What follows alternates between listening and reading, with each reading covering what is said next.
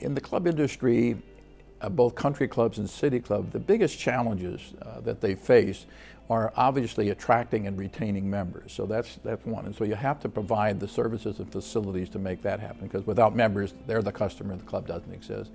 And then it gets into the issue of, a lot of the country clubs today is overspending on golf. Golf, we find in our surveys, is already very well provided with very high satisfaction, and yet there's an unlimited amount of money that members, that boards want to spend on their golf courses, which will not pick up a single member. So it's overspending on golf, underspending on all the other family recreation activities that are important. The challenge of handling or basically supporting and attracting the women, the future women members, because in the household today, she is probably more important in the selection of a club other than probably a business club. And even she is getting much more powerful in that area from the viewpoint as women rise in the business world. And so the issue of making sure that we treat the woman and the family with the things she wants. Many times you'll hear about men's grills and stuff, and we're not we're a proponent of men's grills, but we're also saying you got to do something for her. Where's the spa for her, and things like that.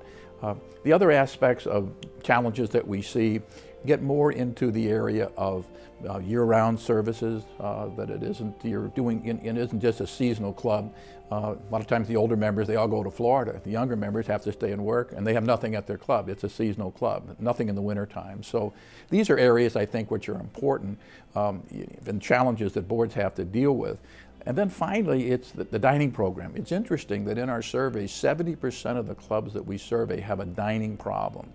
And it's a tough one, because we have people in the club from 20, let's say members, we have children too, of course, but we have people, members at 20 all the way up to 95. And all those different age groups have different tastes and different drives.